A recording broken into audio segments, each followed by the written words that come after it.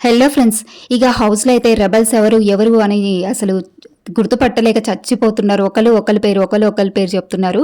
ఇక తనుజకైతే ఒక ప్లస్ అయితే ఉంటుంది. అదేంటో నేను చెప్తాను. తప్పకుండా వీడియోని అయితే లైక్ చేసి చూడండి ఫ్రెండ్స్. ఏమైందంటే ఈరోజు ఇక ఒక టాస్క్ అయితే పెడతారు, డార్క్ రూమ్ టాస్క్. ఇది ఎవరెవరు అంటే రీతు, తనుజ, దివ్య ఆడాలి. ఇంకా దివ్య, సుమన్ శెట్టి రెబల్స్ అన్న విషయం ఎవ్వరికీ తెలియదు. అయితే వీళ్ళ ముగ్గురికి ఈ టాస్క్ పెడతారు కదా. ఈ టాస్క్లో అంటే హర్రర్ టాస్క్, డార్క్ రూమ్ టాస్క్లో విన్ అయింది మాత్రం తనుజ అయింది. ఇక తనుజ విన్ అయినందుకు బిగ్ బాస్ ఏమన్నా ఫోన్ కాల్ ద్వారా ఒక పవర్ ఇస్తారా తనుజకి, లేదంటే రెబల్స్ ఎవరో డైరెక్ట్ చెప్పేస్తారా బిగ్ బాస్, లేదంటే ఒక సీక్రెట్ టాస్క్ ఇచ్చి తనుజకి ఈ సీక్రెట్ టాస్క్ చేస్తే నీకు రెబల్స్ ఎవరో తెలిసిపోతారంటారా, లేదంటే ఇంకా నువ్వు ఈ సీక్రెట్ టాస్క్ చేయడం వల్ల క్యాప్టెన్సీ కంటెండర్ అవుతావు అని చెప్తారా బిగ్ బాస్ అనేది మనం వేచి చూడాల్సిందే. ఎందుకంటే తనుజ ఈ టాస్క్లో విన్ అయింది కాబట్టి 100% ప్లస్ అయితే ఉంటుంది తనుజకి. రెబల్స్ని తెలుసుకోవచ్చు, ప్లస్ క్యాప్టెన్సీ కంటెండర్ అవ్వచ్చు అని అయితే నాకు అనిపిస్తుంది.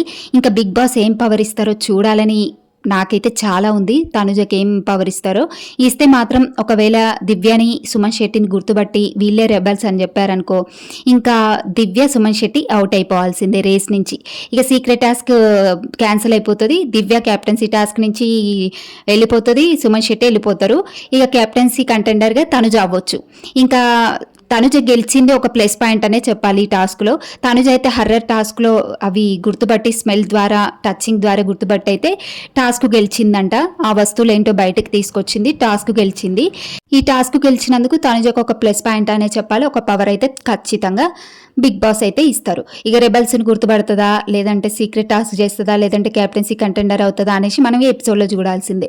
మీకేమనిపించిందో కామెంట్ చేయండి. తనుజ క్యాప్టెన్ అవ్వాలి అనుకుంటున్నారా? అనుకుంటే కామెంట్ చేయండి.